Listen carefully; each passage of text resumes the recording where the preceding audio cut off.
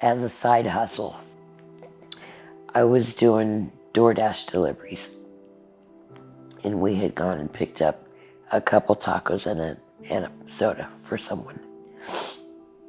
Backed out of the parking space, and we were stopped, and I just saw a flash of green on my left. We were T-boned by someone who was going backwards at a high rate of speed in the parking lot. I knew something was wrong when, as I'm telling the doctor about these electrical impulses, and when I, did like that, he saw one happen. He turned white as a sheet. I got a broken neck, crushed spinal cord. Doctors told me you can't ever be a caregiver again. Something could go wrong here and I could be paralyzed for life. So I can never do that job again, I was told.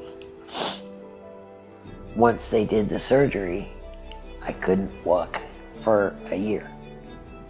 I couldn't ask my 15-year-old to care for me. And that's why she had to go live with Dad. Little by little, I lost my job.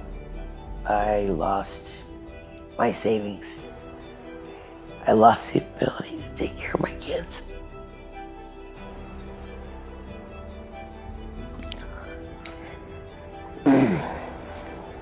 Because of that accident, I lost everything.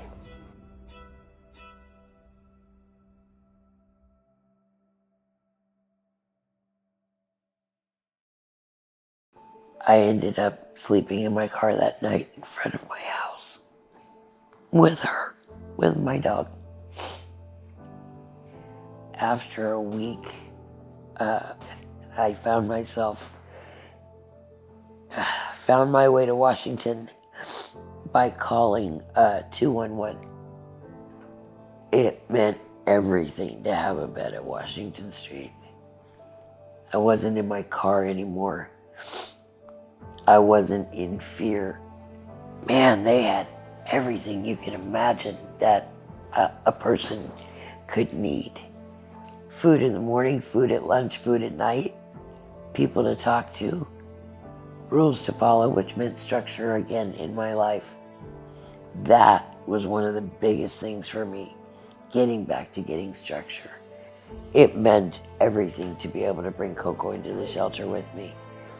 Without her, after having lost everything I had lost, I think would have just ripped my heart out.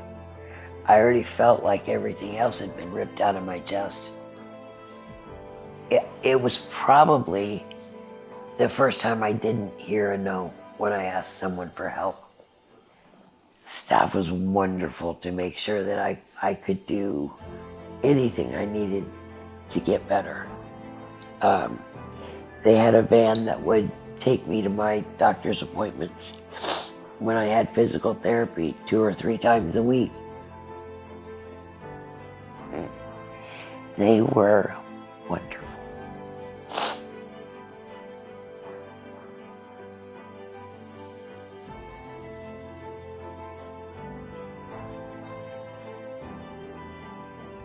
St. Vincent de Paul went in and they paid for my eviction.